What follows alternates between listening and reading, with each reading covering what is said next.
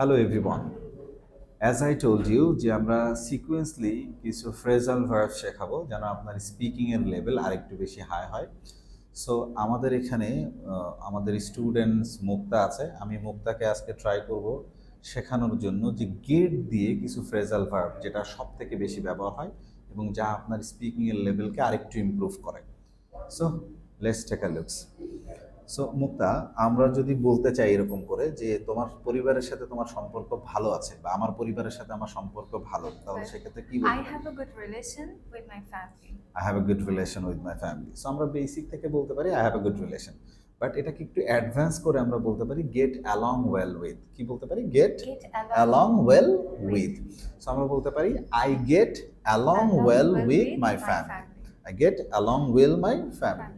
So আমরা এখন যদি বলি যে আমার ভাইয়ের সাথে আমার সম্পর্ক ভালো, তখন আপনি কি বলবেন? I get along well with my brother. With my brother.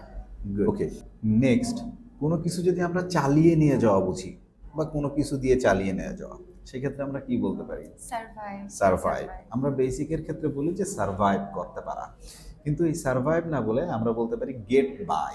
Gate by. যেরকম আমি বললাম যে আপনারা যেটুকু ইংলিশ জানেন এটুকু দিয়ে আমি চালাই নিতে পারি, তাহলে কি বলবেন? The English I know I can survive. Get survive. তাহলে আমরা যদি একটু অ্যাডভান্স করি তাহলে বলতে পারি I get by the English I know. I get by I English I know. I get by the English I know. I get by the English I know. এরকম আমরা বলতে পারি যে আমি আসলে পড়ার জন্য এখন খুব বেশি সময় বের করতে পারি না, পড়ার জন্য খুব বেশি সময় বের করতে পারি না। তাহলে আপনি বলবেন I haven't gotten, right? I haven't gotten around to read yet.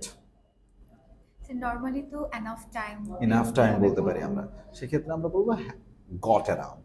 Got around to. So আপনি বললেন যে I haven't got around, gotten, got অথবা gotten. I haven't gotten around to read it. To read yet. Sorry, to read Yet. To read yet. Okay. আচ্ছা, কোনো কিছু থেকে পার পেয়ে যাওয়া, এই ক্ষেত্রেও আমরা বলতে পারি gate away with. Gate away with একটু অ্যাডভান্স করে গেট অ্যাওয়ে উইথ। সেই ক্ষেত্রে আমরা বলতে পারি যে পরীক্ষায় সে চিটিং করে পার পেয়ে গিয়েছে। পরীক্ষায় সে চিটিং করে পার করে গেছে। তাহলে he got away with cheating in the exam হল। He got away with cheating in the exam hall.